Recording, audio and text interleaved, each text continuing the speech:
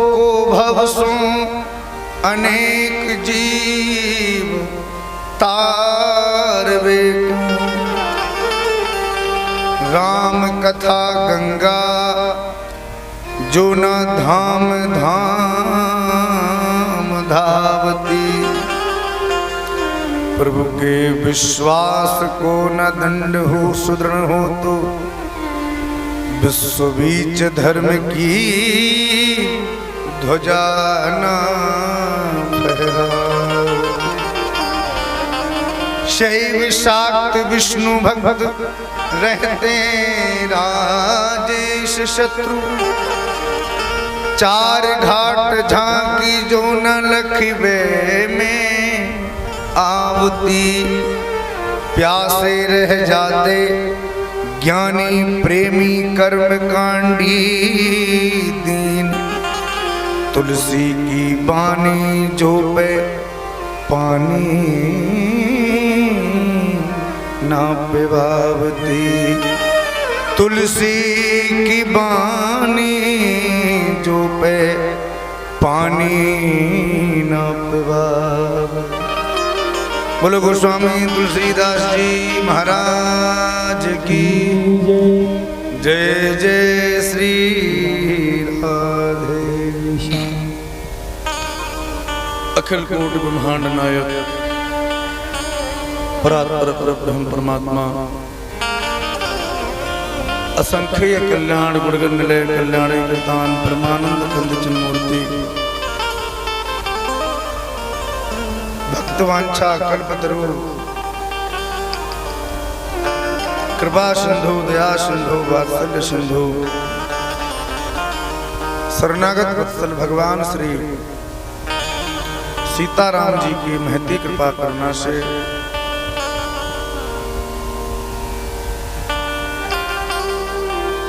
भारतवर्ष की इस पवित्र पावन धरा पर विराजमान यह आपका पवित्र पावन ग्राम जहां साक्षात अनंत बलवंत संत श्री हनुमत लाल जी महाराज विराजमान हैं। उनकी पवित्र पावन छत्र छाया में उनकी भावमयी उपस्थिति में विराजमान होकर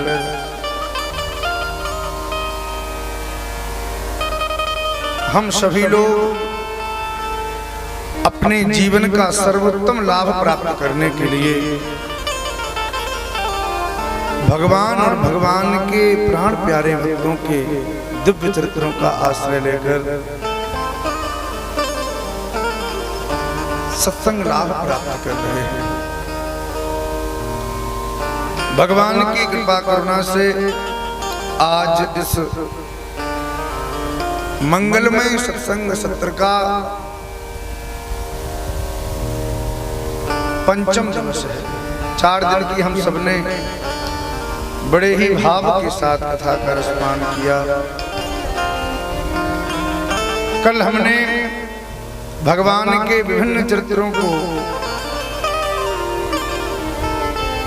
सुनाने का प्रयास किया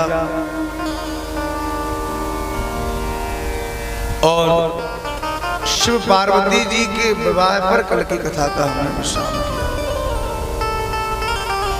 भगवान शिव पार्वती के विवाह का तात्पर्य श्रद्धा और विश्वास की पुष्टि हो जाना, श्रद्धा और विश्वास में प्रगाढ़ता प्रकट हो जाना, इनका संबंध प्रकट हो जाना। बोलो जय श्री राम। ये आवाज कैसी आ रही है?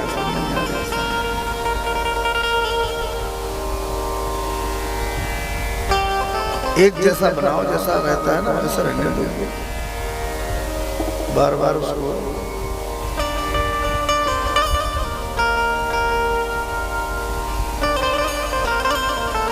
कल हम सबने भगवान देवादिदेव महादेव की बारात का आनंद लिया। भगवान शिव की बड़ी अनोखी बारात, जिसको देखने के लिए ब्रह्मादेव भगवान विष्णु अनेक देवताओं के साथ उस विवाह में सम्मिलित हुए।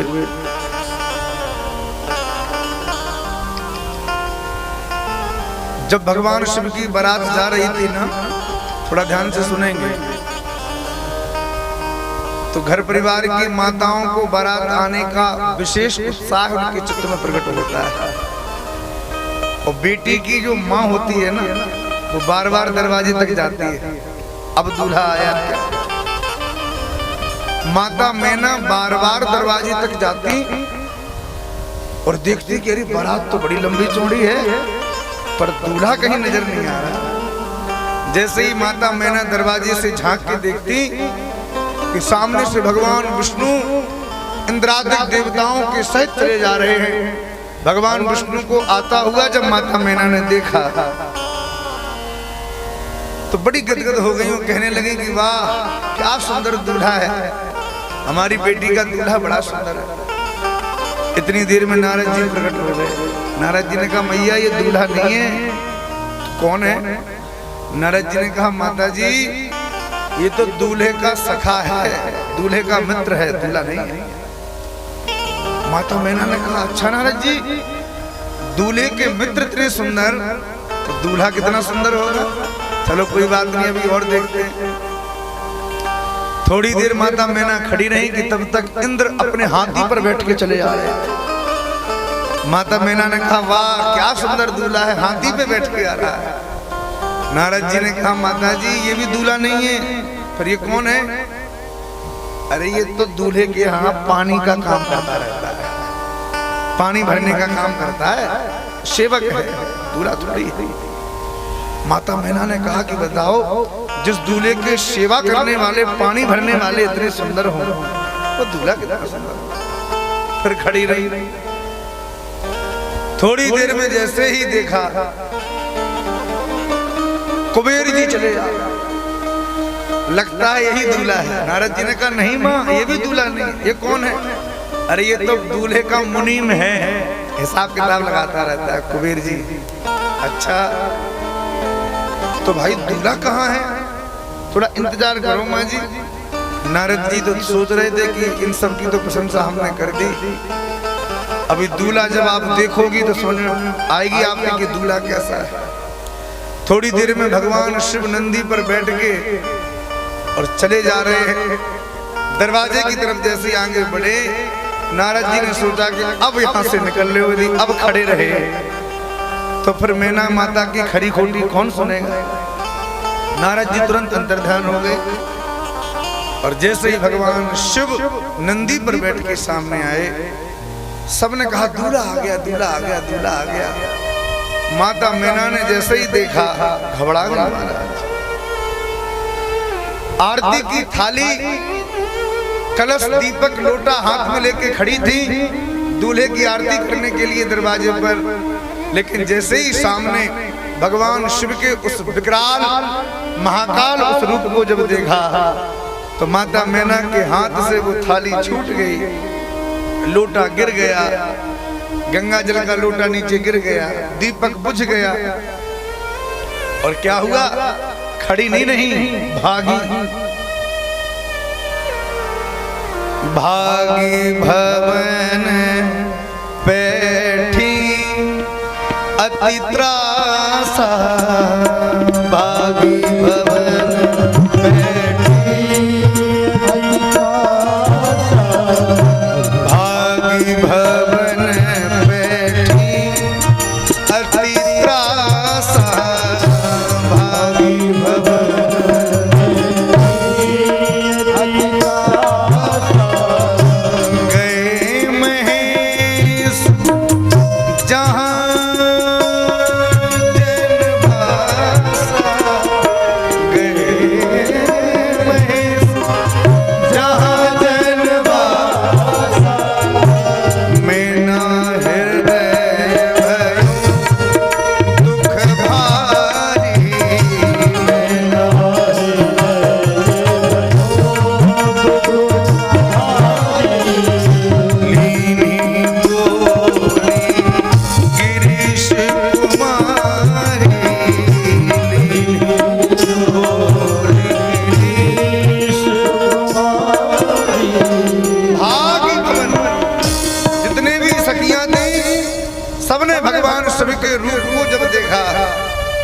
भागी, आरती की थाली पटकी और दरवाजे बंद हो गए। अब बताओ आप किसी दूल्हे के जीवन में ऐसा समय आ जाए कि दूल्हा दरवाजे पे जावे और कन्या पक्ष की माताएं आरती पूजन करने के ये तो पूजन करें ना, और थाली फेंक के, लोटा फेंक के, दीपक फेंक दें और दरवाजे बंद कर लें। इससे बड़ी बदनामी किसी दूल्हा की आज तक हो सकती है? बताओ भैया। दूल्हे की तो छोड़ो, जब दामाद जी ससुराल जाते हैं और दामाद जी का यदि उत्तम सत्कार न किया जाए तो अगली बार दामाद जी फिर जाने का नाम नहीं लेते और अपनी पत्नी को सुनाते, गए तो थे, क्या दिया, क्या सम्मान किया। पूरे जीवन भर श्रीमती जी को सुनाते हैं। लेकिन धन्य है महादेव, इतना घोर अपमान। और देवता लोग खड़े थे, देवताओं ने कहा भोलेनाथ बस हो गया विवाह, अब तो ना हो तो ज्यादा अच्छा है, आपकी बदनामी हमसे देखी नहीं जा रही। भगवान शिव मन में सोचा कि करें तो करें क्या। भगवान शिव ने तुरंत देवताओं से कहा कि ये मेरी बदनामी नहीं है, ये मेरा प्रभाव है। देवताओं ने कहा भोलेनाथ क्यों बात बना रहे हो? अरे आपको देख के थाली पटक दी, लोटा फेंक दिया, दीपक बुझा दिया, दरवाजे बंद हो गए, इससे बड़ी बदनामी और क्या हो सकती है? भगवान शिव ने कहा देवताओं तुम्हारी दृष्टि में शायद ये मेरा अपमान है, पर मेरा अपमान नहीं है, सम्मान है। कैसे सम्मान माने? भगवान शिव ने कहा कि देखो, जब मैं अपनी ससुराल में दरवाजे पर खड़ा हुआ तो मेरी सास ने सोचा कि बताओ, जिनकी जटाओं से कलकल कल्लोल करती हुई मां भागीरथी गंगा बह रही हूँ, ऐसे गंगाधर गंगा जी को जिन्होंने धारण किया हो, ऐसे शिव जी के सामने में एक लोटा जल क्या दिखाऊं? तो लोटा फेंक दिया। मेरी गंगा जी का सम्मान किया। मेरे सिर के ऊपर जब चंद्रमा देखा तो मेरी सास ने सोचा कि जिनके ऊपर चंद्रमा जगमगा रहा हो उनको छोटा सा दीपक में क्या दिखाऊं? तो दीपक भी फेंक दिया, मेरा सम्मान किया। देवता बोले चलो ये तो ठीक है, पर ये दरवाजे बंद हो गए, ये कौन सा सम्मान है? दरवाजे तो खुलने चाहिए। डर के भाग गई आपको देख के। भगवान बोले देवताओं ये हमको देख के नहीं भागी, किसको देख के भागी? कल कथा के बीच में एक क्या था, मेढक था, क्या था, जो भी हो, कोई पटार वटार जो भी हो, महाराज सांप का कोई मौसी फूफा की कोई बेटी होगी, सांप तो होगा नहीं। एक छोटा सा जीव निकल आया तो हमारी माताएं उठ के खड़ी हो गई, भागने को तैयार। माताओं के सपने में भी यदि छिपकली आ जाए तो माताओं की नींद खुल जाती है, भय लगता है। तो भगवान शिव ने कहा कि हमको देख के नहीं भागी, किसको देख के भागी? अरे मेरे गले में जो ये भुजंग पड़ा है ना, सर्प, इस काल को देख के तो दुनिया के लोग डर जाते हैं। ये तो स्त्रियां हैं, तो इन स्त्रियों ने हमारे गले में पड़े हुए उस सर्प को, काल को देखा, तुरंत भागी। देवताओं ने कहा कि चलो भोलेनाथ ये बात तो सुन ली हमने, पर दरवाजे तो बंद नहीं करने चाहिए। भगवान शिव ने कहा दरवाजे बंद नहीं होते, पर वो थोड़ी सी गलती हो गई। क्या? बोले इन स्त्रियों ने हमारे गले में पड़े हुए काल को तो देखा, पर थोड़ी दृष्टि यदि ऊपर करती तो इनको महाकाल का दर्शन हो जाता, पर ये दरवाजे बंद न होते, ये दरवाजे खुले रहते। थोड़ी सी दृष्टि ऊपर कर लेती तो उनको महाकाल दिख जाते। देखिए एक समझदार व्यक्ति के जीवन में यही सबसे बड़ा गुण होना चाहिए। जीवन की बड़ी से बड़ी प्रतिकूलताओं में भी वो अनुकूलता प्रकट कर दे, यही एक सत्संग का प्रभाव है। थोड़ी सी विपरीत परिस्थिति जीवन में आती है, लोग घबरा जाते हैं। हमेशा अपनी विपरीत परिस्थिति में अनुकूलता प्रकट करनी चाहिए।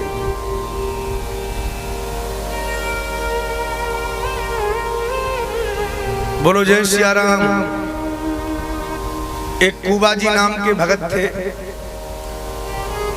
बड़े संत से भी महात्मा ग्रस्त थे, नाम था कुबा जी। जहां भी महात्मा दिख जाते दूर से लौट के प्रणाम करते और उनको अपने घर में ले आते। घर में ले जाके खूब स्वागत करते, चरणों को धोते, प्रसाद पवाते और सम्मान के साथ उनको विदा करते। ये उनका नियम था। कहीं भी महात्मा दिख जाते हैं, कुबाजी उनको बुला के अपने घर में ले जाते हैं। थोड़ा ध्यान से सावधानी से आप लोग सुने। एक दिन कुबाजी कहीं किसी विशेष काम से बाहर जा रहे थे, रास्ते में कुछ महात्मा दिखाई पड़े। कुबाजी महाराज ने महात्माओं को लौट के प्रणाम किया, कहा महाराज चलो घर में भोजन पानी हो जाए। कुबाजी सबसे पूछते थे, महात्माओं ने भी कह दिया हाँ हाँ बहुत दूर से आए हैं, थके हैं और भूख बहुत लगी है, हमारे ठाकुर जी भी भूखे हैं, तो चलो भोजन तुम्हारे यहाँ कर ही लेते हैं। 5-7 महात्मा कुबाजी के साथ भोजन करने के लिए घर में पहुंचे। जैसे घर में पहुंचे कि उसी समय कुबाजी की जो धर्मपत्नी थी वो रसोई में पोंछा लगा के बाहर निकल रही थी। पूरी रसोई बन गई थी, सब कुछ हो चुका था। 2 पति पत्नी थे महाराज। रसोई की साफ सफाई करके श्रीमती जी बाहर निकल रही थी कि उसी समय कुबाजी ने जाके कहा देवी कुछ संत महात्मा आए हैं, इनको कुछ भोजन पानी बना दो। अब इस बात को तो आप गृहस्थ लोग अच्छे से समझेंगे कि श्रीमती जी घर का पूरा काम करके फ्री हों कि चलो भाई अब थोड़ी देर हम रेस्ट कर लें, और उसी समय स्वामी जी यदि कह दें कि देवी हमारे 2-4 मित्र आ रहे हैं, इनके लिए कुछ बना दो, तो माताओं का कैसा व्यवहार रहता है आप अच्छे से समझ सकते हैं। कुबाजी की पत्नी ने कहा कि सुनो, जो खिलाना हो तुम खिलाओ, हमारे बस की बात नहीं है, हम नहीं बनाने वाले।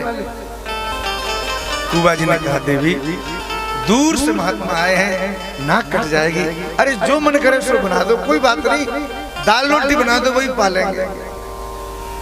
बहुत उन्होंने विनय करी तो कुबाजी की पत्नी ने सोचा कि चलो कह रहे हैं तो बना ही देते हैं। तो मोटे मोटे टिक्कड़ और सूखी भाजी कुबाजी की पत्नी ने बना के धर दिया, लो खिला दो अपने महात्माओं को। कुबाजी ने रसोई में देखा तो लगा बताओ इतने दूर से संत महात्मा आए हैं और मोटे मोटे टिक्कड़ और ये सूखी भाजी खिलाएंगे क्या? अरे राम राम राम, क्या कर दिया ऐसा। चलो कोई बात नहीं, कुछ भी तो बना। थोड़ी देर हुई कि इतनी देर में कुबाजी की पत्नी के भैया अपने मित्र के साथ अपनी बहन जी से मिलने के लिए आए। जैसे ही अपने भैयाओं को देखा कि बहन जी में तुम्हारा चेतना जागृत हो गई, आओ आओ भैया, बड़े दिनों बाद आए, कभी खबर भी ले लिया करो, चलो बहुत दूर से आए हो, क्या खाओगे, क्या बनाऊं। अपने भैयाओं को देख के इतनी प्रसन्न हो गई कि कुबाजी की पत्नी ने सुंदर महाराज पूड़ी सब्जी रायता चटनी अचार और कई प्रकार के आइटम महाराज, खीर बना दी, तमाम आइटम बना दी। कुबाजी ने देखा कि बताओ संतों के लिए मोटे मोटे टिक्कड़ बनाए और हमारे अपने भैयाओं के लिए इतने प्रकार के व्यंजन। कोई बात नहीं, अभी बताते हैं। कुबाजी तुरंत भीतर गए और पहले के जमाने में घर में नल तो हुआ नहीं करते थे, कुएं से माताएं पानी भरते थे। कुबाजी ने जितना पानी रखा था सब बहा दिया और अपनी पत्नी से कहा देवी घर में पानी तो है नहीं, तुम्हारे भैया भी बैठे हैं, महात्मा भी बैठे हैं, पानी क्या पिएंगे, जाओ जल्दी कुएं से पानी भर के लाओ। हाँ अभी लाई। मटकी लेके जैसे ही कुबाजी की पत्नी पानी भरने के लिए गई कि कुबाजी ने संतों से कहा महाराज बैठो, पहली पंगत तो आपकी होगी। पहली पंगत महात्माओं की। जैसे ही महात्माओं को बैठाया, सुंदर जो भैयाओं के लिए व्यंजन बने थे ना, पूरी सब्जी खीर पापड़ सब संतों की पत्तल में लगा दिए। संतों ने कहा भैया थोड़ा जल तो लाओ, भोग कैसे लगाएं, जल तो चाहिए। कुबाजी ने कहा महाराज जल मत मांगो, जल आ गया तो फिर भोजन मुश्किल हो जाएगा, आप तो भोग लगाओ। कोई बात नहीं, पानी नहीं है तो दाल के पानी से ही भोग लगा लो, ऊपर लगा लो, जल्दी शुरू करो। महात्माओं ने तुरंत महाराज आचमन किया और प्रसाद पाने लगे।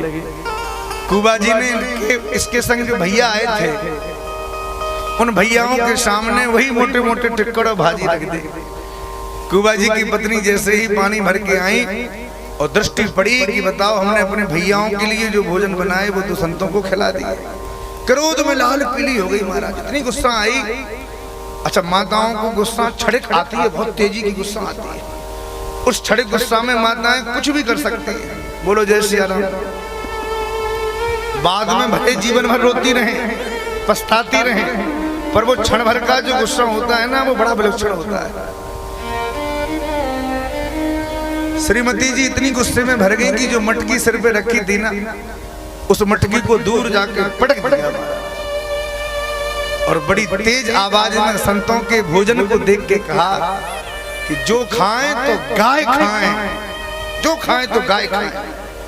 महात्माओं के मन में बड़ी पीड़ा हुई कि बताओ, हम भगवान का प्रसाद पाने वाले, प्रसाद की आराधना करने वाले, और ये कहती है कि जो खाएं सो गाय खाएं। अरे राम राम, हम कहीं गाय खाएंगे? ये क्या कह दिया? जितने महात्मा बैठे थे सब उठ के जाने का नाम लेने लगे। कुबा जी ने सोचा अब क्या करें, तुरंत रोका। अरे रुको रुको रुको रुको रुको, क्या रुको? तुम्हारी पत्नी को इतना भी नहीं पता कि महात्माओं से क्या कहना चाहिए? कहती है जो खाएं सो गाय खाएं।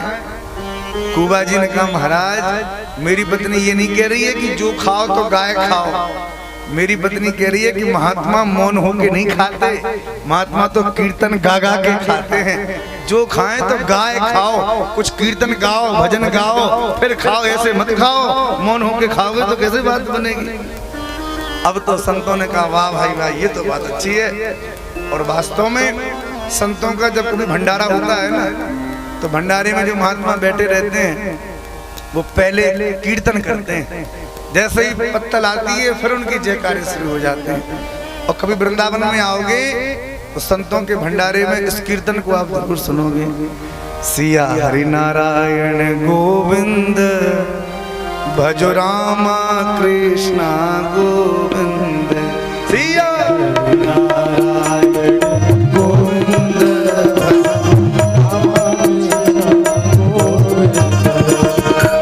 गोविंद गोविंद गाओगे, प्रेम पदार्थ पाओगे।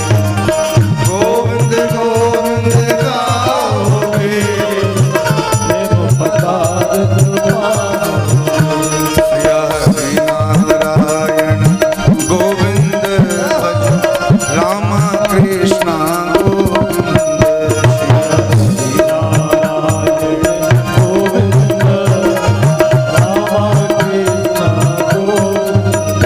भजो रामा कृष्णा गोविंद, भजो रामा कृष्णा गोविंद।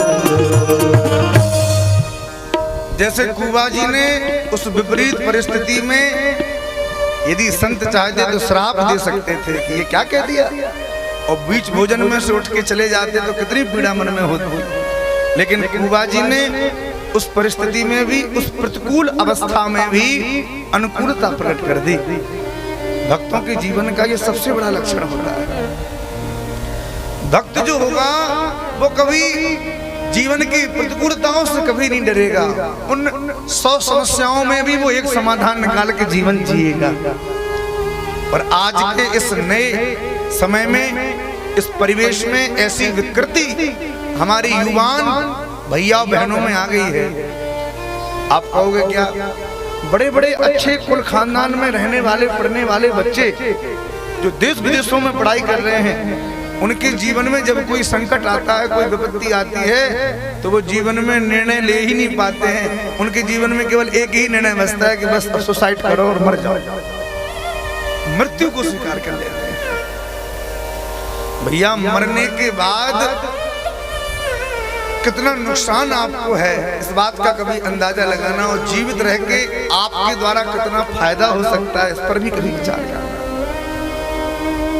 इसलिए भगवान शिव की तरह ऐसी विपरीत परिस्थिति में अनुकूलता प्रकट करनी चाहिए। बोलो जय सिया राम। जैसे ही भगवान शिव को जब दरवाजे लगे, सोई बरातियों ने अर्जेंट मीटिंग रखी। बराती बोले अभी तत्काल मीटिंग रखी जाए। लोगों ने कहा क्यों? अरे बोले भाई जहाँ दूल्हा को दरवाजे बंद होने लग जाएं, बोले विवाह बाद में होगा, बारात की पंगत पहले करवाओ।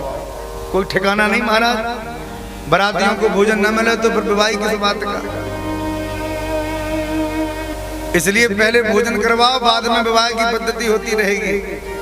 सुंदर महाराज समस्त भगवान शिव के बारातियों को विराजमान भोजन कराया खूब आनंद से। गोस्वामी तुलसीदास जी महाराज कहते हैं, माता मैना तो इस दृश्य को देख के कांपने लगी। अनेक भक्तों ने प्रकट होकर जब माता मैना को प्रमाण के सहित बताया कि ये तुम्हारी बेटी साक्षात दुर्गा है, साक्षात शिव हैं, पिछले पूर्व जन्म में यही सती थी जिनके भरतार के रूप में साक्षात भगवान शिव ही थे, और आपकी पुत्री जो पार्वती के रूप से प्रकट हुई हैं, ये शिव के अलावा इनके लिए दूसरा कोई वर हो ही नहीं सकता। इसलिए देवी बिल्कुल चिंता मत करो, अपनी बेटी को प्रेम के सहित विदा करो महाराज। अब भगवान शिव के विवाह की सुंदर पद्धति प्रारंभ हुई। गोस्वामी जी कहते हैं, किसी का भी विवाह हो, पर विवाह में जब तक गारियां ना मिले तब तक विवाह ही किस बात का। तो भगवान शिव को भी गारियां मिल रही हैं। गारी मधुर सुर देहि सुंदर व्यंग वचन सुनावहि। गारी मधुर स्वर देहि सुंदर व्यंग वचन सुनावहि। भोजन करहि सुर अति विलंब विनोद सुनि सचु पावनि। भोजन करहि सुर अति विनोद सुनि सचु पावनि। देवत जो बड़्यो अनंत सो मुख कोटि हून परे कहो। अचवाई दीने मान धरि बास जह जागोर हो। अचवाई दीने पान धरि बास जह जागोर हो। सभी हिमाचल जी के राज्य में रहने वाली माताओं ने भगवान शिव को गाली दी। गोस्वामी तुलसीदास जी महाराज कहते हैं, जैसे भगवान शिव ने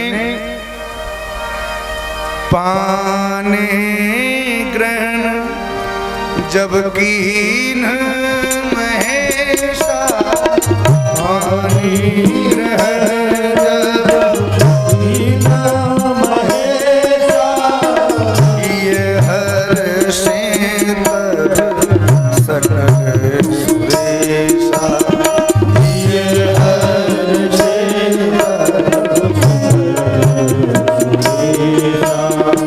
वेद मंत्र मुनिवर उच्चरहि। वेद मंत्र मुनिवर उच्चरहि। जय जय जय शंकर सुर करहि। जय जय जय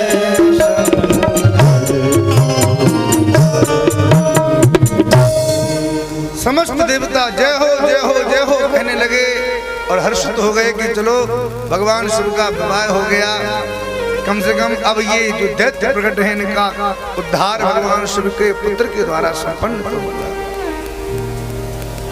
विवाह हुआ और माता पार्वती जी की विदा होने लगी। देखिए, जीवन में विदाई एक ऐसा दृश्य है जिस दृश्य को देखकर कोई कैसा भी निष्ठुर हृदय का व्यक्ति क्यों न हो, कितना भी पत्थर हृदय किसी का क्यों न हो, पर जब किसी बिटिया की विदा कोई देखता है तो उस विदा को देखकर बड़े से बड़े पत्थर हृदय भी रोने लग जाते हैं।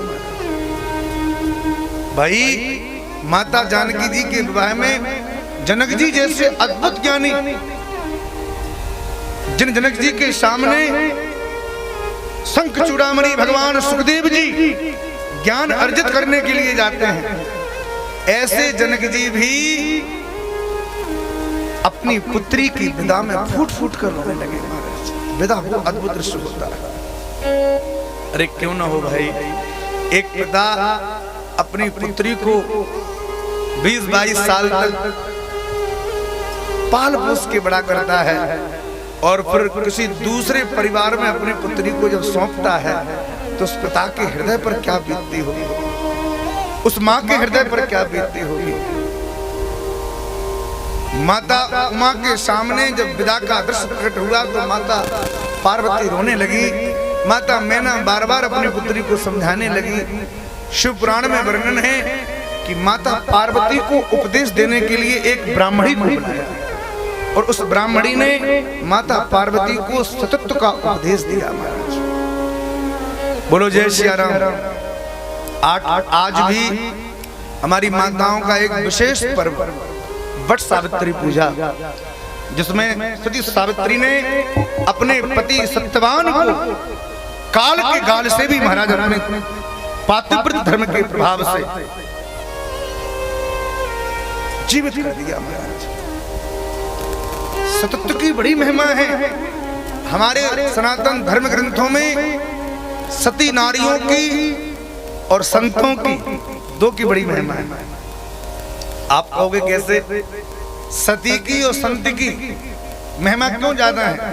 बोले इसलिए ज्यादा है, जो सती नारी होती है ना, वो अपने पति को भगवान के रूप में पूजती है, अपने पति को भगवान मानती है। और जो संत होते हैं ना, वो भगवान को अपना पति मानते हैं। बोलो जय श्री राम। संत के जीवन में कोई और नहीं, संत के जीवन में यदि उनका सर्वस्व कोई है तो वो भगवान है। भगवान के अलावा दुनिया में कोई उनका नहीं है। व्यवहार निभाने के लिए तो पूरा जगत पड़ा है भैया, लेकिन वास्तविकता में यदि हम चिंतन करें तो भगवान के जैसा हितैषी, भगवान के जैसा अपना व्यक्ति दुनिया में कोई दूसरा हो ही नहीं सकता। और माताओं के सतत्व की तो इतनी महिमा है कि यदि कोई सती नारी चाह ले तो सती नारी के सामने बड़े से बड़े देवता को भी झुकने पर मजबूर होना पड़ता है। सतत्व की वो महिमा है महाराज। महासती कौशिकी जी, जिनके चरित्र में आता है कि इन्होंने अपने सतत्व के प्रभाव से अपने पति के प्राणों को बचा लिया महाराज। एक बार महाकौशिकी सती, बड़ा विचित्र चरित्र है, आप लोग सुन के आश्चर्य करोगे। पत्नी अपने पति के प्रति समर्पित, पर कौशिकी जी के जो पति थे वो अपनी पत्नी से प्रेम तो करते थे, पर उनका एक बार मन किसी वेश्या को देखकर उसके प्रति आकर्षित हो गया और अपनी पत्नी को छोड़ के उस वेश्या से मिलने के लिए जाने लग गया। थोड़ा ध्यान से आप लोग सुनेंगे। ये बात जब पत्नी कौशिकी को पता चली तो कौशिकी जी ने सोचा कि इन्होंने जो किया इसका फल इनको मिलेगा। मैं तो अपने धर्म में आरूढ़ रहूंगी, मुझे क्या लेना, मैं अपने धर्म को निभाऊंगी। और उसने बड़ी निष्ठा से अपने धर्म को निभाया। उसके पातिव्रत धर्म निभाने का परिणाम ये हुआ कि उसके पति को अपने आप शरीर में कोढ़ हो गया, पूरा शरीर कोढ़ से रक्त गिरने लग गया, शरीर से बड़े बड़े फोड़े हो गए, पूरे शरीर में कोढ़ हो गया। जैसे ही शरीर में कोढ़ हुआ कि अब तो बिस्तर पर गिर गया, न उठ पावे, न चल पावे, न कुछ कर पावे। कौशिकी जी फिर भी अपने पति की पूरी सेवा करते। एक दिन इसके स्वास्थ्य में थोड़ा सुधार हुआ तो अपनी पत्नी से कहा, देवी मेरे लिए काम करोगी?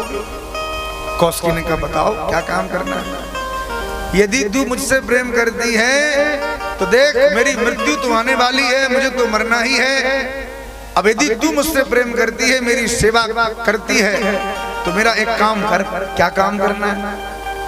पति ने कहा, देवी तू मुझे अपनी पीठ पर उठा के और मरने से पहले एक बार उस वेश्या की शक्ल हमको दिखा दे, उसको एक बार मैं देख लूं, फिर भले मर जाऊं। दुनिया की ऐसी कौन स्त्री होगी जो अपने पति को अपनी सौत के पास लेके जाए। हमने तो सुना है कि माताओं को मिट्टी की बनी सौत भी नहीं सुहाती, प्रत्यक्ष की तो छोड़ो। पर धन्य है माता कौशिकी।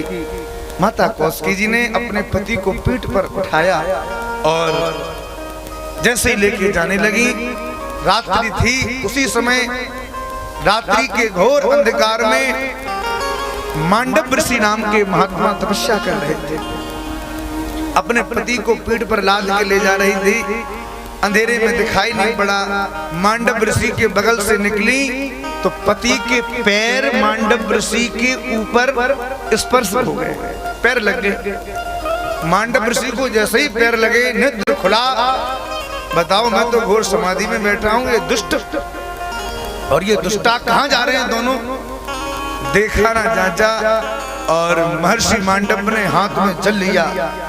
तपश्चर्या में विघ्न प्रकट हुआ है मेरी, क्रोध में भर गए और जल लेकर श्राप दे दिया। अरे दुष्टे, तुझे इतना भी भान नहीं कि एक तपस्या करते हुए महात्मा की तपस्या को तुमने भंग किया। जाओ, मैं श्राप देता हूं कि सूर्योदय हो जैसे ही होगा, सूर्योदय होते ही तेरे पति की मृत्यु हो जाएगी। जैसे श्राप दिया, अब तो कौशिकी थर-थर कांपने लगे। कौशिकी जी कांपने लगे। बताओ, सूर्योदय होते ही मेरे पति स्वर्ग सुधार जाएंगे, ये मैं कैसे देख पाऊंगी? और उसी समय कौशिकी जी ने नदी का जल हाथ में लेकर संकल्प किया, यदि मैं मन से, वचन से, कर्म से अपने पति के प्रति परम पतिव्रता नारी हूं तो मैं जल लेके वचन देती हूं कि भगवान सूर्य जब तक मैं ना कहूं तब तक सूर्य प्रकट ही न हो। जैसे छोड़ उस सती पतिव्रता नारी ने जल छोड़ा, पूरी प्रकृति में हलचल मच गई। महाराज, सुबह का समय हो गया पर सूर्य दर्शन न दे, भगवान सूर्य ही प्रकट न हो। ब्रह्मा जी ने सूर्य देवता से कहा, भाई क्या बात है, आज क्यों नहीं प्रकट हो रहे हो? ब्रह्मा जी बोले, तुम्हें प्रकट की पड़ी है, वहां जाके देखो पहले। सती ने चुनौती दे रखी है, यदि प्रकट हो गए तो मेरा भी अहित हो सकता है। सत्य की वो महिमा है। ब्रह्मा जी ने जाके माता कौशिकी के सामने वचन दिया कि पुत्री, तू अपनी प्रतिज्ञा को वापस कर। देखो, संत की वाणी को भी हमें सत्य करना पड़ेगा और तुम्हारी बात को भी रखना पड़ेगा। सूर्योदय होते ही तेरे पति की मृत्यु होगी, पर मैं ब्रह्मा हूँ, मैं तुम्हें वचन देता हूँ देवी, तुम्हारा पति मरेगा तो सही, पर मैं अपनी कृपा से तुम्हारे पति को जीवित करूंगा। तू अपनी प्रतिज्ञा वापस ले। उस सती ने जब अपनी प्रतिज्ञा वापस ली, तब महाराज भगवान सूर्य प्रकट हुए। प्रकट होते ही पति तुरंत मृत्यु को प्राप्त हुआ। ब्रह्मा जी ने आके जैसे ही सिर पे हाथ फेरा, उठ के बैठ गया, हृदय से लगा लिया, यह सती पतिव्रता नारी की महिमा। इसलिए माताओं को पातिव्रत धर्म का पूरे मन से पालन करना चाहिए।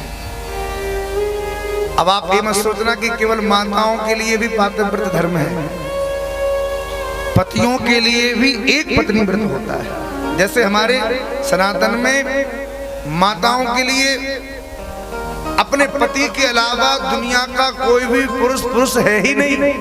उत्तम पतिव्रता नारी के लक्षण, उत्तम पतिव्रता नारी जो होगी वो अपने पति के अलावा दुनिया में किसी और को पुरुष देखेगी ही नहीं।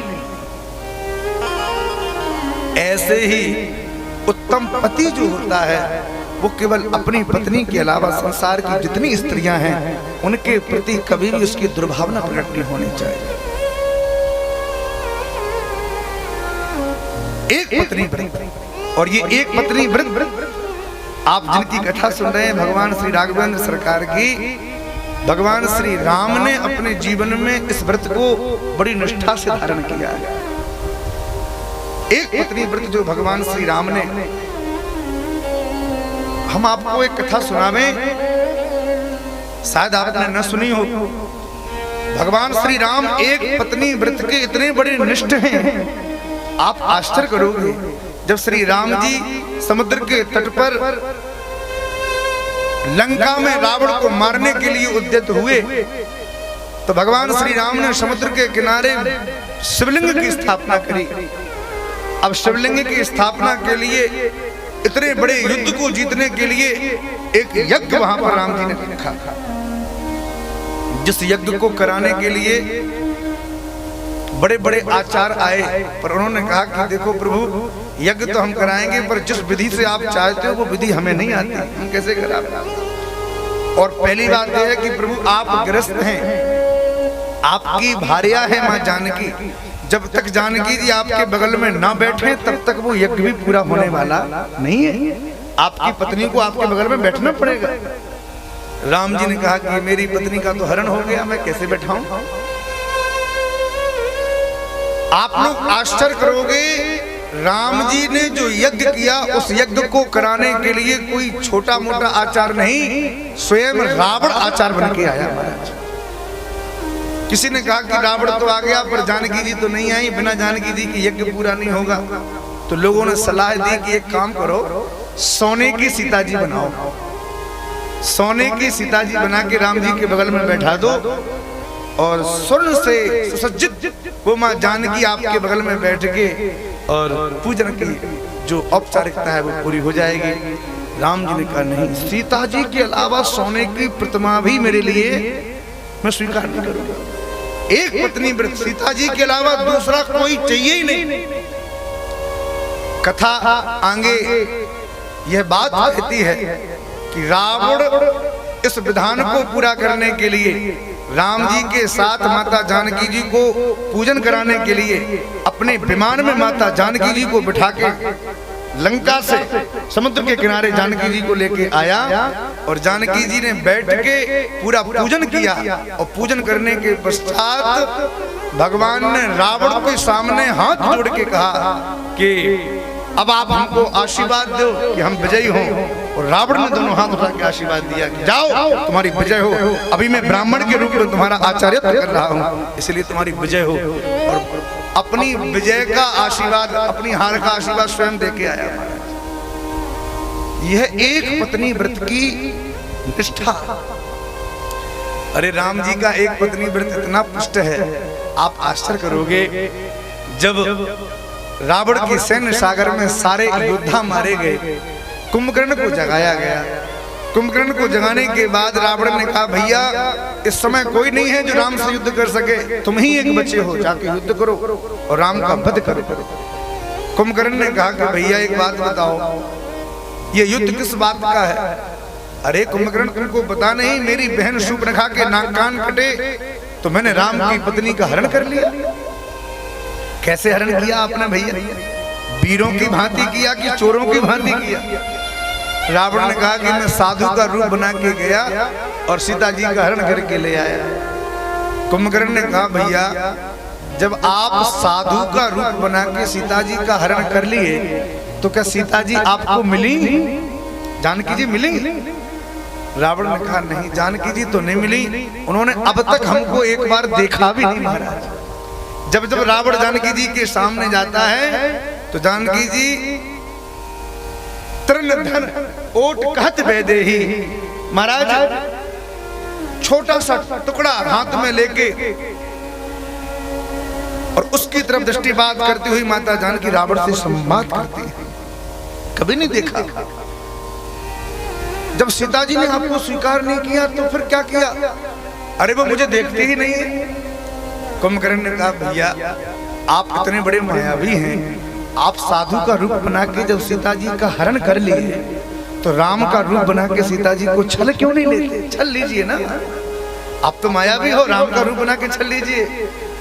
जैसे ही कुंभकर्ण ने ये बात कही तो रावण ने कहा भैया कुंभकर्ण तो बिल्कुल सत्य कहते हो, मैंने यह भी कोशिश करी कि मैं राम का रूप बनाऊं, पर राम का रूप बनाने के लिए जैसे ही राम का मैं चिंतन करता हूं, अरे किसका भी रूप बनाना हो तो पहले उसका चिंतन करना पड़ता है, तब रूप प्रकट होता है।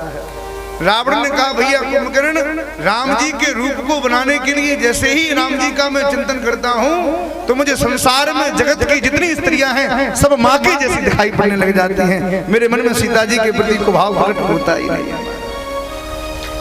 ये राम जी हैं, ये राम जी के हृदय का एक पत्नी है। तो पति के लिए भी अपने पत्नी के अलावा दूसरी स्त्री उसके लिए मां की जैसी होनी चाहिए।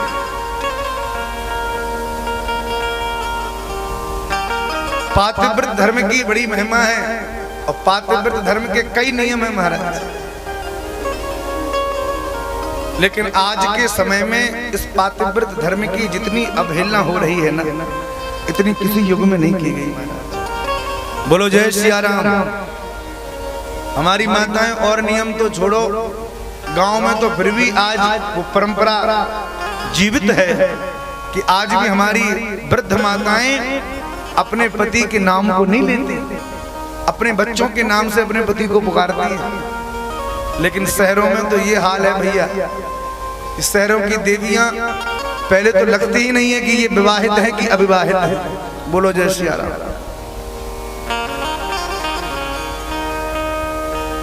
उनको देख के आप कहोगे नहीं कि ये इनका विवाह भी हुआ है क्या। एक माँ का मातृत्व उसके माँ के भेष से प्रकट होता है। अरे भाई, कोई माँ अपने बालक को जब तक अपने गोद में न लटावे,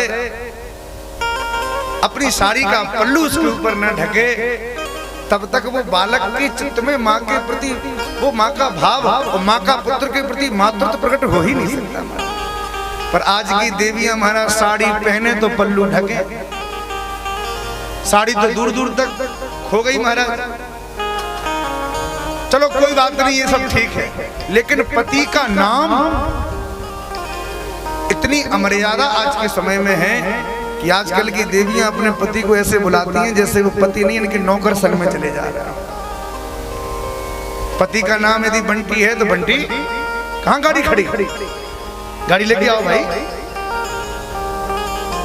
अरे भाई, कई बार तो हमें बड़ा आश्चर्य होता है, हम कई बार कमरे में बैठे रहते, कई श्रीमती जी आती हैं कमरे में, पहले माता जी आ जाती हैं और बाहर उनके स्वामी जी खड़े रहते हैं। तो श्रीमती जी भीतर आके प्रणाम करेंगी और फिर हम पूछते कि भैया अकेली आई हो? नहीं बंटी कहाँ हो, अंदर आओ।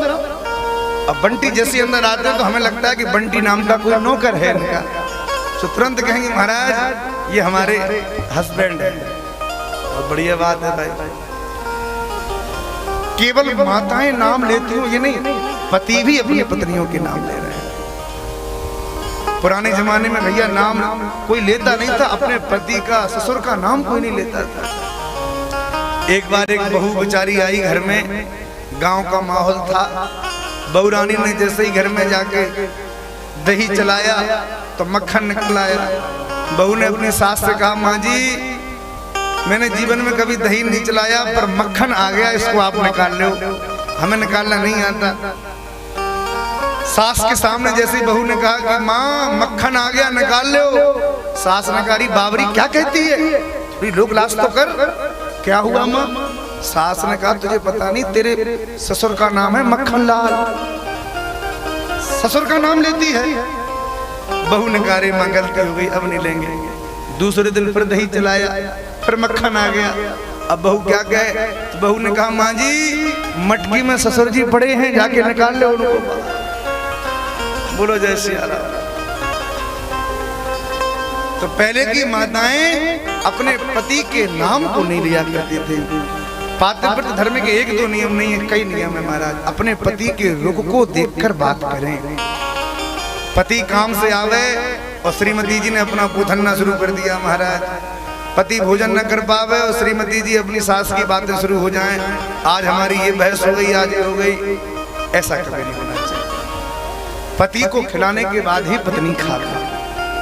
पहले की माताएं जब तक घर में पति होते थे तो हमारी माताएं उनको खिलाकर ही खाया करती थी।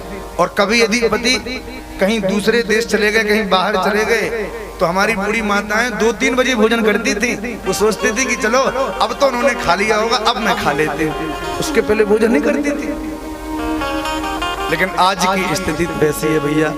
यदि स्वामी जी 8 बजे के बजाय 9 बजे ऑफिस से आने में देरी हो गई तो श्रीमती जी भोजन करके फोन करेंगे, सुनो जी सब रखा है आके खा लेना, मैं तो सो रही हूँ, सब रखा है। कौन तुम्हें खिलावे महाराज, अपने आप खाओ।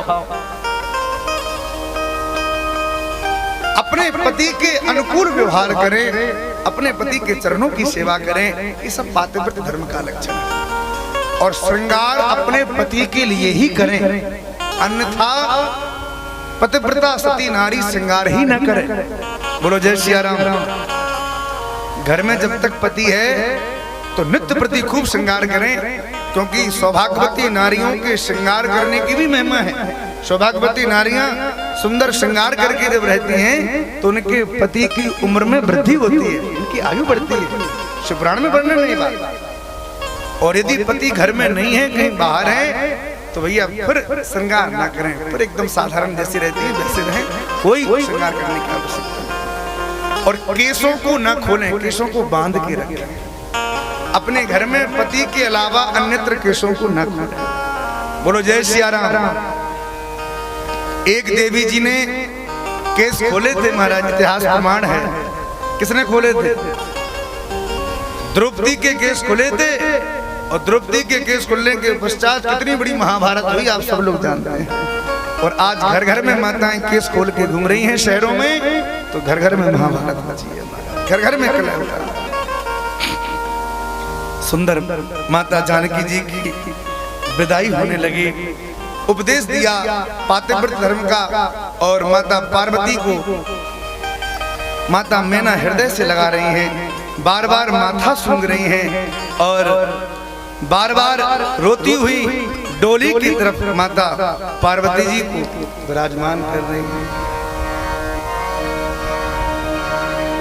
विदाई का वो अद्भुत दृश्य ऐसा प्रकट हुआ जिसको देखकर हिमालय की पुत्री की विदा हो रही है। बड़े बड़े पर्वतों के ऊपर से भी दरिया प्रकट हो गए महाराज, जल बहने लग गया। बड़े से बड़े लोग भी अपनी बेटी की विदा को नहीं देख पाते। भैया हम आपसे प्रार्थना करें, जिस विवाह को करने के लिए पिता अपनी पूरी जीवन की शक्ति लगा देता है, अपने बच्चों को पाल पोस के बड़ा करता है, उनकी विवाह करने की तैयारी करता है, धन इकट्ठा करता है। एक बेटी का पिता जब अपनी बेटी का विवाह करता है ना, तो पूरे परिवार के लिए कपड़े लाता है, सबके लिए वस्त्र लाता है, पर वो पिता अपने लिए कुछ भी नहीं देता। वो बेचारा वही फटे कुर्ते को पहन के घूमता रहता है पूरे विवाह में। और देखो बेटी की विवाह में पिता हर जगह सामने रहता है, लेकिन जब बेटी की विदा होती है ना, तो पूरे परिवार के लोग सामने दिखाई पड़ते हैं, पर पिता नहीं दिखाई पड़ता। क्यों? क्योंकि वो उस दृश्य को देख ही नहीं पाता।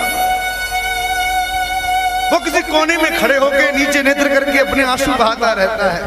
और यदि किसी बेटी ने अपने पिता को देख लिया, देखिए माँ बेटी का प्रेम तो बहुत अद्भुत है, उसकी कोई व्याख्या नहीं कर सकता, पर एक बेटी जितना प्रेम अपने पिता से करती है, इसको भी कोई वर्णन नहीं कर सकता। और यदि उस बेटी की दृष्टि अपने पिता की तरफ पड़ गई, तो भैया फिर उस बेटी के रोने को संभालना बड़ा मुश्किल हो जाता है। आज माता पार्वती रोती जा रही हैं, और जैसे ही हिमालय को देखा, अब तो और फूट फूट के रोने लगी, अपने पिता के गले से लग गई महाराज, फूट फूट के रोने लगी। जब डोली में बैठ के बिटिया जाए विदे,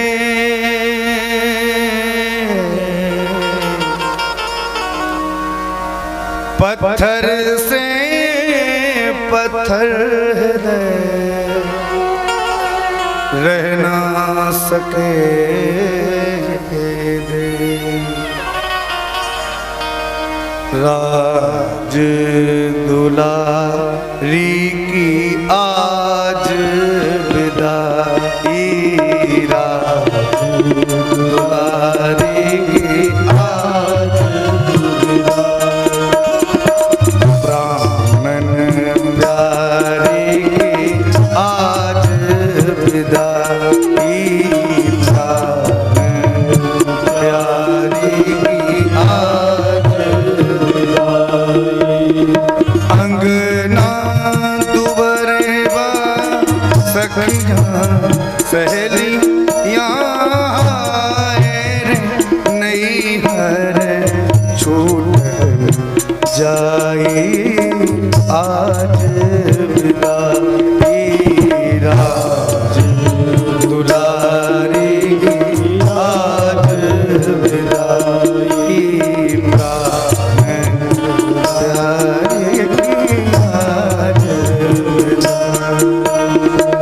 मैं तेरे बागन की चिड़िया, बाबुल में तेरे अंग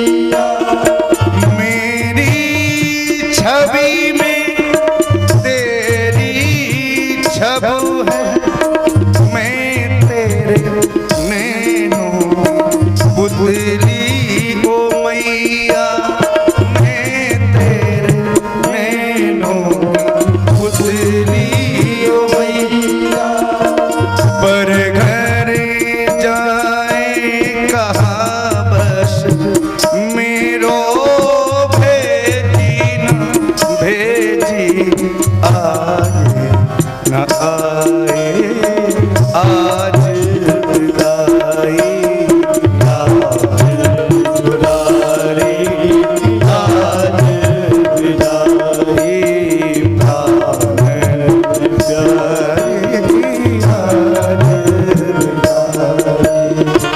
अंगना दुबरेवा सखियां सहेलियां आए रे नैहर छूटन जाई, आज विदाई आज दुलारी आज विदाई, भावन प्यारी आज विदाई। कौन कहता है कि पत्थर रोते नहीं?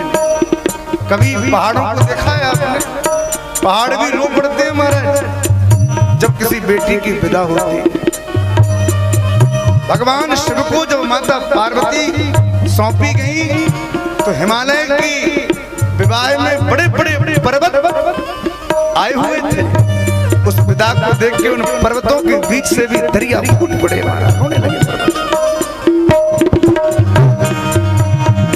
शिव को गिरिजा सौंपू हिमालय, झरनों में नदियों में फूट के रोया। शिव को गिरिजा सौंपू हिमालय, झरनों में नदियों फूट के रोया। कौन है ऐसा बिटिया को जिसने करके विदा चलना भिगोया। कौन है ऐसा बिटिया को जिसने करके विदा चलना भिगोया। निठुर विधाता इतना बता दे बिटिया की काहे जात बनाई, आज विदाई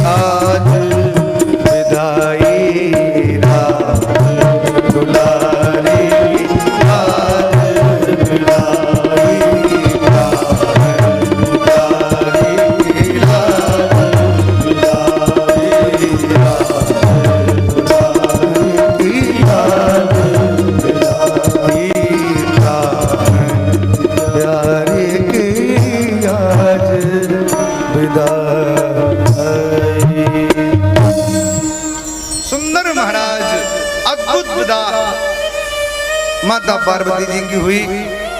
गोस्वामी तुलसीदास जी महाराज कहते हैं जो भी भगवान शिव के इस विवाह की कथा को सुनता है उसके जीवन में सदा मंगल ही मंगल होता है।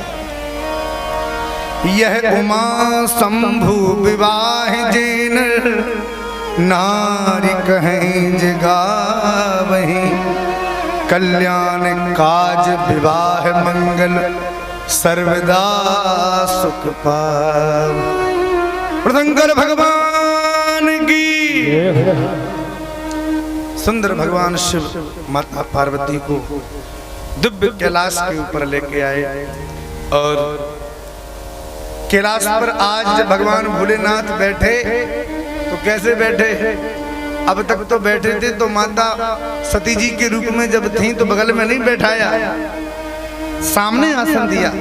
पर आज जब पार्वती जी के रूप से आई, भगवान शिव गदगद हो गए और भगवान शिव ने आज माता पार्वती को सामने आसन नहीं दिया। महाराज जानी प्रिया दरु अति कीना, जानी प्रिया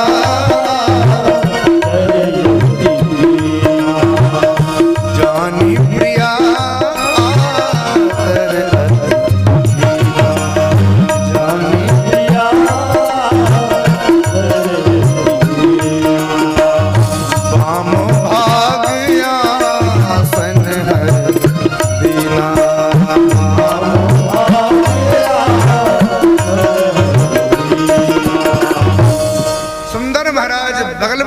दिया। क्यों?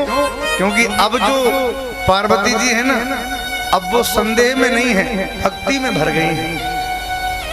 और जब तक हृदय भक्ति में नहीं भरता है ना, तब तक भगवान उसको स्वीकार करने वाले हैं। हृदय में भक्ति माता बैठ जाए तो हमारे व्यास जी महाराज कहते हैं भगवान धागे की तरह बंधे हुए खिंचे हुए चले जाते हैं। सकल भुवन मध्य निर्धनास्ते विधन्य निवसति हृदितेषां श्री हरेर भक्ति रेका हरिरपि निज लोकम सर्वथा तो विहाय प्रविशति हृदितेषां भक्ति सूत्रोपनिषद। भक्ति किसी भी हृदय में बैठ जाए तो भगवान ऐसे खींचे चले जाते हैं जैसे किसी ने धागे में बांध के भगवान को खींच लिया। कहीं भी ठाकुर जी दूर नहीं हो पाता, पर भक्ति बैठानी पड़ेगी। मीराबाई की तरह भक्ति बैठानी पड़ेगी, गोस्वामी तुलसीदास जी की तरह चित्त में भक्ति बैठानी पड़ेगी। सुंदर महाराज माता पार्वती को बगल में आसन दिया और आज माता पार्वती भगवान श्री राम जी की ओर देख रही। देखिए विवाह की कितनी बड़ी उपलब्धि। आज के समय में विवाह होता है तो लोग कुल्लू मनाली जाते हैं घूमने, बोले चलो भाई विवाह हो गया अब घूमने चलो, कहीं शिमला चलो, कहीं देश विदेश कहाँ कहाँ। किस लिए जाओ? बोले थोड़ा खोज मिटा दें, माता पिता का कुछ पैसा जो बचत विवाह में नहीं लग पाया उसका थोड़ा और खोज मिटा लें। तो क्या करें? बोले चलो घूमने। लाखों रुपए महाराज मिटा के लोग आ जाते हैं। इसलिए जीवन में इतना कुछ करने के बाद भी, करोड़ों की शादी करने के बाद भी लोग दुखी ही, संसार में दुख ही दुख प्रकट है, कोई सुखी नहीं है। लेकिन देखिए रामचरितमानस हमको क्या सिखा रही है। विवाह हुआ, कैलाश पर बैठे भगवान शिव, और सबसे पहले क्या किया गया? सबसे पहले माता पार्वती ने राम जी की चर्चा करी। प्रभु आप यदि हमसे प्रसन्न हैं तो बस अब एक कृपा करो। क्या? कथा जो सकल लोक हितकारी, कथा जो सकल लोक हितकारी, कथा जो सकल लोक हितकारी, कथा जो सकल लोक हितकारी, सोई पूछन चह सैल कुमारी, सोई पूछन कुमारी। हे विश्वनाथ भगवान महादेव, संसार के हित को करने वाली वो कथा मैं आपसे सुनना चाहता हूं, जिस कथा को मैंने अपने सती रूप में नहीं सुन पाया, अभिमान में भरी रही पर कथा को नहीं सुना। पर भोलेनाथ अब मैं वो कथा जानना चाहती हूँ। प्रभु यदि मेरे ऊपर आप प्रसन्न हैं, आप तो दिन रात राम राम रटते रहते हैं, तुम राम राम दिन राती। हे प्रभु भोलेनाथ मेरे ऊपर ऐसी कृपा करो कि मैं जानना चाहती हूँ वो राम है कौन। जो अनीह व्यापक विभु को कहूँ बुझाए नाथ मुहि सो। हे प्रभु कोई उसको निर्गुण निराकार कहता है, कोई सगुण साकार कहता है, आखिर वो है तो है कैसा, मैं जानना चाहता हूं। और माता पार्वती भगवान शिव से प्रश्न कर रही हैं। आइए हम भी माता पार्वती जी के साथ भगवान शिव से प्रश्न कर लें, फिर भगवान के दिव्य पुत्र पावन जन्म की कथा तक हम लोग यात्रा करेंगे। माता पार्वती जी पूछ रही हैं, अरे पूछे मैया, अरे पूछे मैया शैली कुमारी कथा कहिए भोले भंडारी जी। पूछे मैया शैली कुमारी कथा कहिए भोले भंडारी जी। पूछे मैया शैली कुमारी कथा कहिए भोले भंडारी जी। पूछे मैया शैली कुमारी कथा कहिए भोले भंडारी जी। पूछे मैया शैली कुमारी कथा भोले भंडारी। प्रथम सुकारण कहूँ विचारी, प्रथम सुकारण कहूँ विचारी, प्रथम सुकारण कहूँ विचारी, प्रथम सुकारण कहूँ विचारी। निर्गुण ब्रह्म सगुण बपुधारी, निर्गुण ब्रह्म सगुण बपुधारी। ब्रह्म बने अवध बिहारी कथा कहिए भोले भंडारी जी। ब्रह्म बने अवध बिहारी कथा कहिए भोले भंडारी जी। पूछे मैया शैली कुमारी कथा कहिए भोले भंडारी जी। पूछे मैया शैली कुमारी कथा कहिए भोले भंडारी। दोनों हाथों की सेवा करें।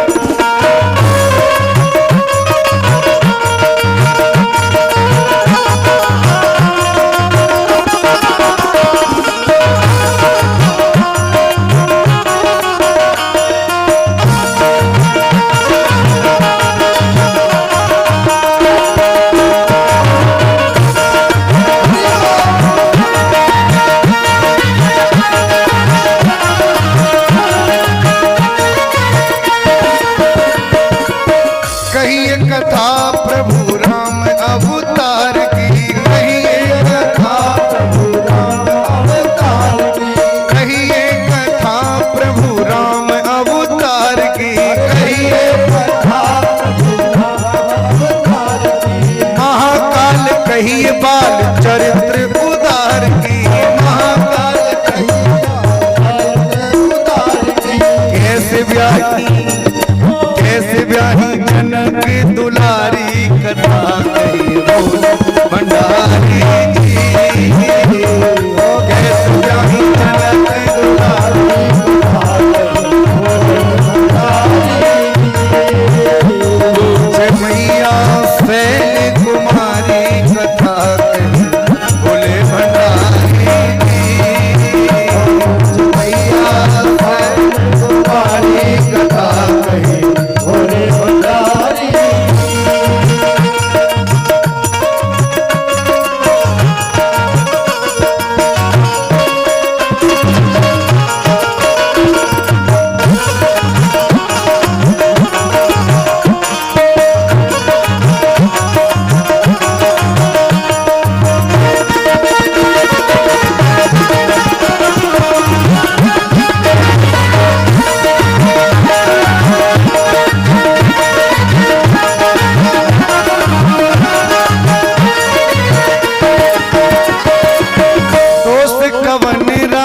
तज सरकार जी, दोष कवन राज तज सरकार जी, दोष कवन राज तज सरकार जी, दोष कवन राज तज सरकार जी।